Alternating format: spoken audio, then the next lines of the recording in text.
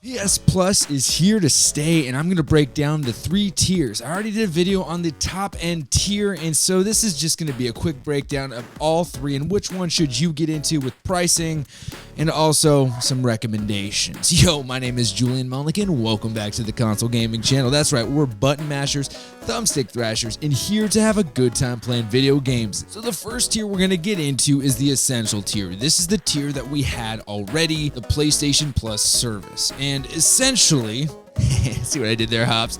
Don't roll your eyes at me. Essentially, all this is online multiplayer, free 2 to 3 games a month, your cloud storage, as well as your discounts on games when you purchase them, and that wonderful PS Plus collection for PlayStation 5 users. Sony's way of saying, hey, we know you have a new system, and here are some games, stop bothering us.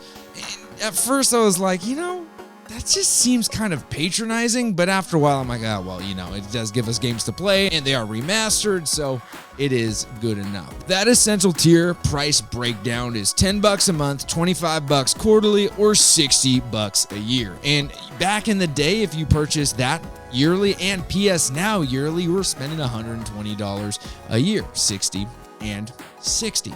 Now we have the combo tier, the big premium dog, which is $120, and it gives you more than that by itself. So let's move, before we get into the premium tier, let's move to the second, the middle tier, which in most cases people are actually cross-shopping the extra PlayStation Plus Extra against the PlayStation Plus Premium. And so let's just go over the pricing real quick. We got $15 a month, easy peasy, that is the standard, or we have $40 quarterly, or the last 100 buckos yearly. And these are, of course, USD. And with this extra tier, you're getting everything in the essential category, and we're adding one specific thing, and that is the game catalog. So this basically is just what PlayStation Now was. PlayStation Now had a grip of games, but what they've done here is they've kind of compartmentalized what we have going with the 2, whereas PlayStation Now before did include some of the titles from PlayStation 2, did include some more classic things. This is just going to include a catalog of PlayStation 4 and PlayStation 5 games. 400 though, so that's a good amount of games.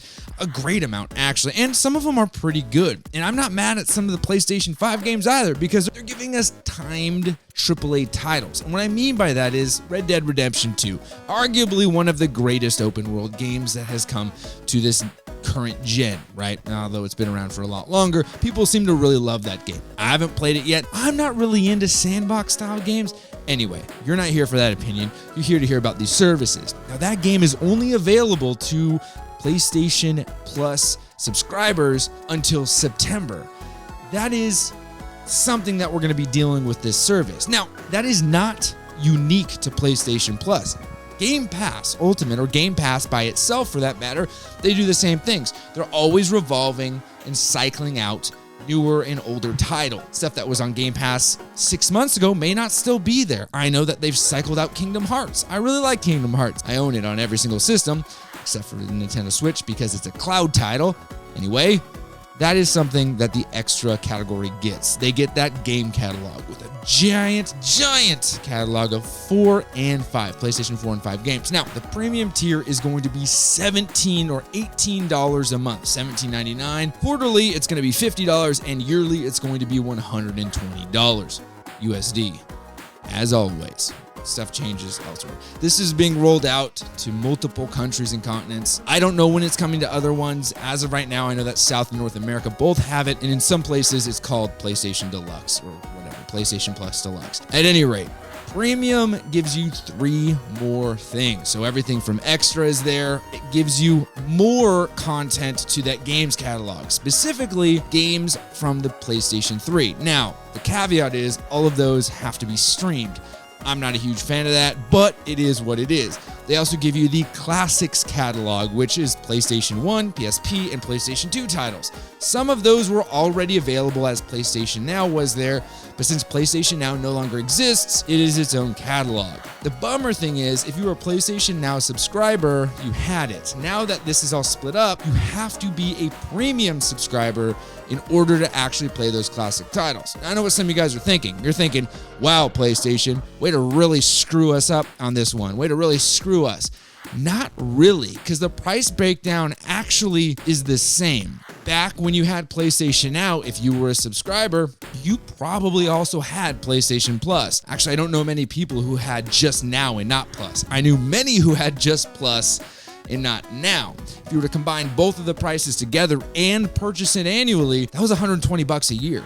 That's how much this is, $120 a year.